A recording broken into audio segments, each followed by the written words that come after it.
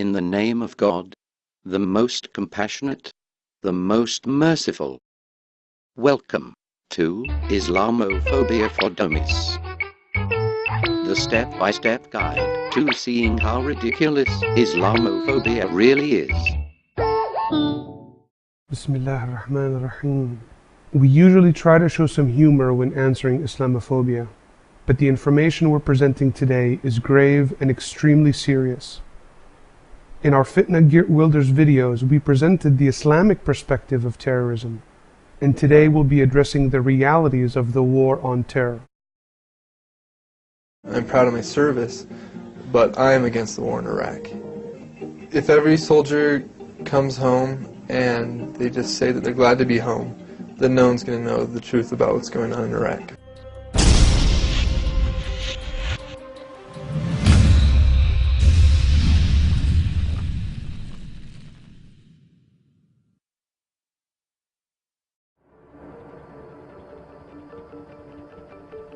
The U.S. military as an institution is very corrupt and is built upon spreading death.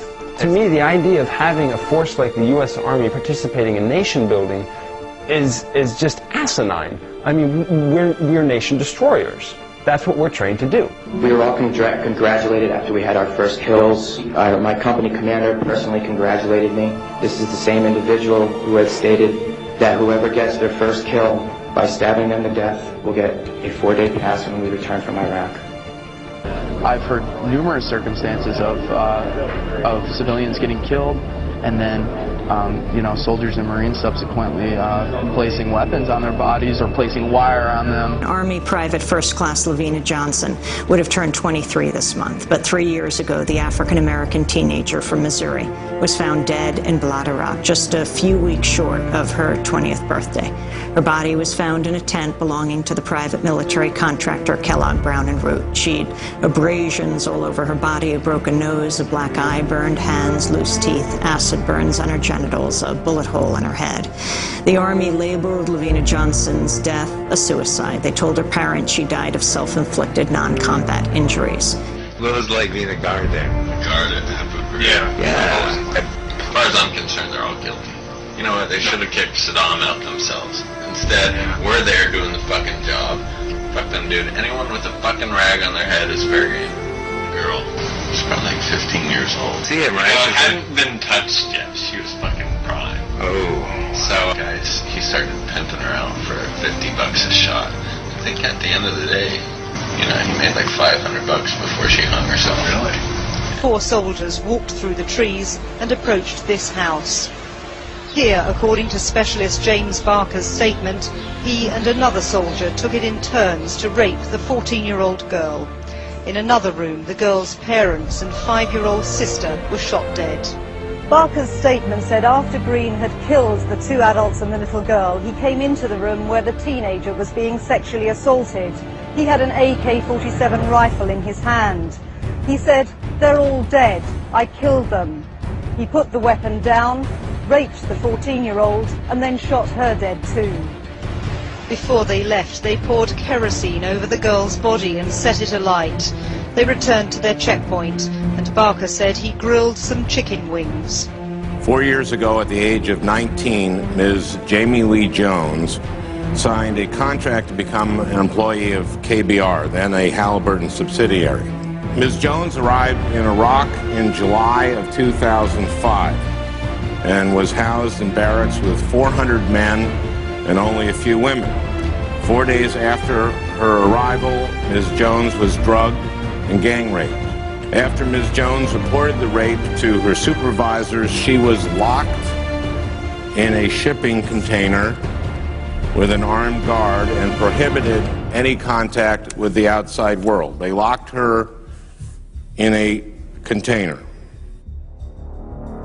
According to the Center for Defense Information, 51% of your federal income taxes go specifically to military spending, not healthcare or education, but war. Why was her child one of an increasing number born with deformities since the war like this? Massive growth which was rapidly spreading across the little girl's face. case after case of differing deformities without any real explanation, except their parents' suspicions that the deformities were caused by chemicals such as white phosphorus used by the Americans during the war. A Geiger counter will give a reading of between 5 and 15 pulses per minute in a typical environment.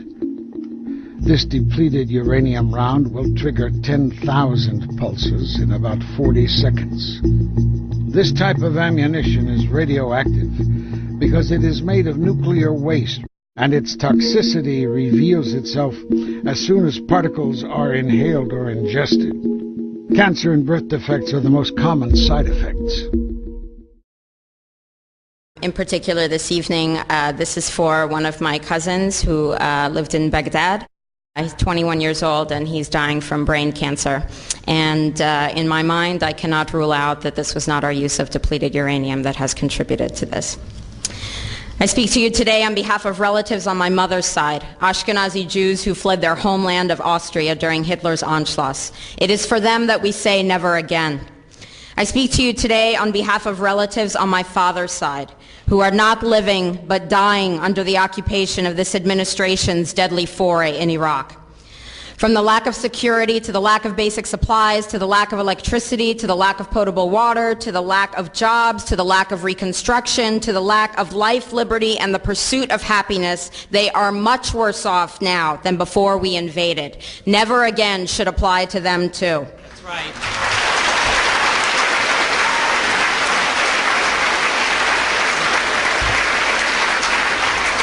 Picture this in your mind.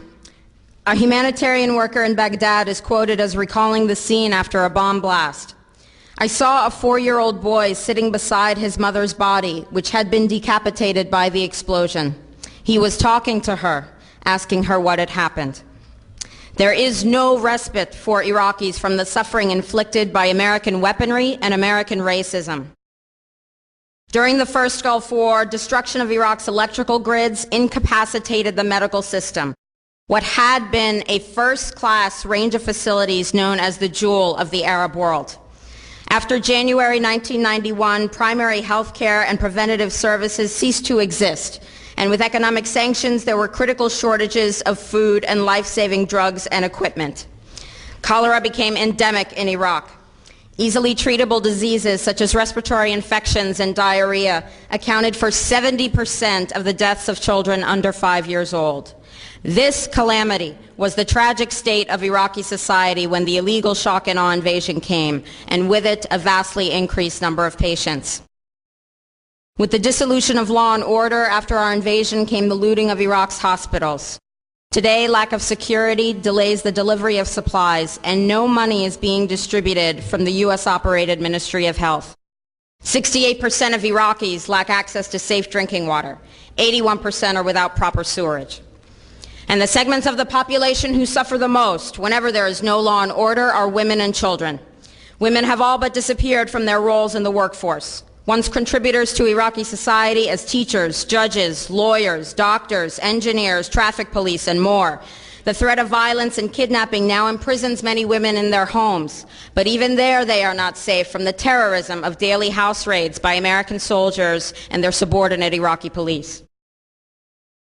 800,000 Iraqi children are not in school due to the chaos, lack of security, and severe poverty. According to the State of the World's Mothers report released last month by Save the Children, the chance that an Iraqi child will live beyond age 5 has plummeted faster in Iraq than anywhere else in the world since 1990. In 2005, 1 in 8 Iraqi children died of disease or violence before reaching the age of 5. Operation Enduring Freedom would more appropriately be named Operation Dead Children for everyone involved. As millions of Iraqis suffer and hundreds continue to die every day, it does not matter if you call it civil war, sectarian strife, or democracy. It is by design an American killing field, a smokescreen for stealing oil.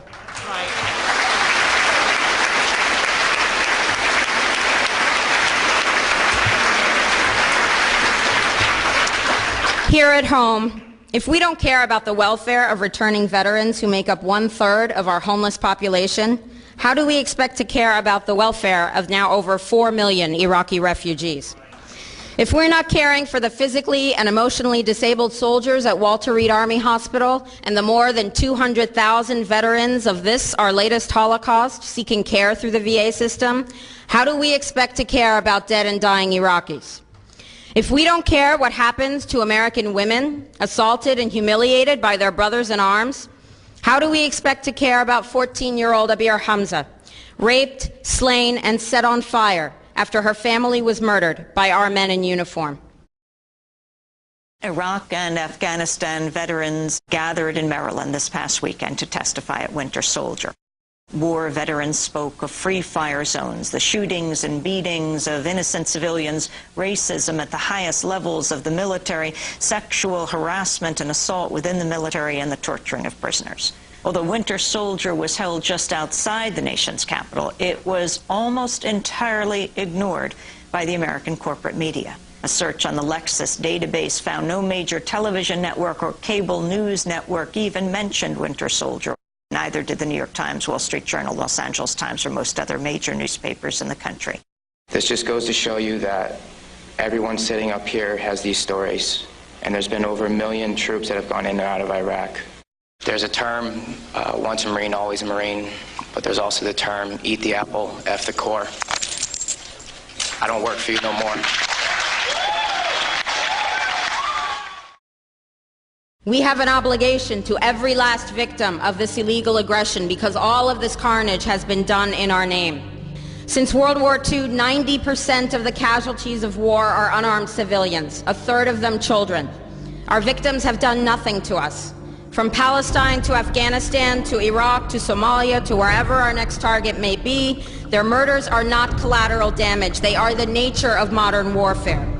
They don't hate us because of our freedoms. They hate us because every day we are funding and committing crimes against humanity. The so-called war on terror is a cover for our military aggression to gain control of the resources of Western Asia. This is sending the poor of this country to kill the poor of those Muslim countries. This is trading blood for oil. This is genocide, and to most of the world, we are the terrorists. In these times, remaining silent on our responsibility to the world and its future is criminal. And in light of our complicity in the supreme crimes against humanity in Iraq and Afghanistan and ongoing violations of the UN Charter and international law, how dare any American criticize the actions of legitimate resistance to illegal occupation? Our so-called enemies in Afghanistan, Iraq, Palestine, our other colonies around the world, and our inner cities here at home are struggling against the oppressive hand of empire, demanding respect for their humanity. They are labeled insurgents or terrorists for resisting rape and pillage by the white establishment, but they are our brothers and sisters in the struggle for justice. The civilians at the other end of our weapons don't have a choice, but American soldiers have choices. And while there may have been some doubt 5 years ago, today we know the truth. Our soldiers don't sacrifice for duty, honor, country. They sacrifice for Kellogg, Brown, and Root. They don't fight for America, they fight for their lives and their buddies beside them because we put them in a war zone. They're not defending our freedoms. They're laying the foundation for 14 permanent military bases to defend the freedoms of ExxonMobil and British Petroleum. They're not establishing democracy. They're establishing the basis for an economic occupation to continue after the military occupation has ended. Iraqi society today, thanks to American help, is defined by house raids, death squads, checkpoints, detentions, curfews, blood in the streets, and constant violence. We must dare to speak out in support of the Iraqi people who resist and endure the horrific existence we brought upon them through our bloodthirsty imperial crusade. We must dare to speak out in support of those American war resistors, the real military heroes who uphold their oath to defend the Constitution of the United States against all enemies, foreign and domestic, including those terrorist cells in Washington, D.C., more commonly known as the legislative, executive, and judicial branches. Frederick Douglass said, "Those who profess to favor freedom and yet depreciate agitation are people who want crops without plowing the ground. They want rain without thunder and lightning. They want the ocean without the roar of its many waters. The struggle may be a moral one, or it may be a physical one, or it may be both, but it must be a struggle. Power concedes nothing without a demand. It never has, and it never will. Every one of us must keep demanding, keep fighting, keep thundering, keep plowing, keep speaking, keep struggling until justice is served. No justice, no peace. No justice, no peace.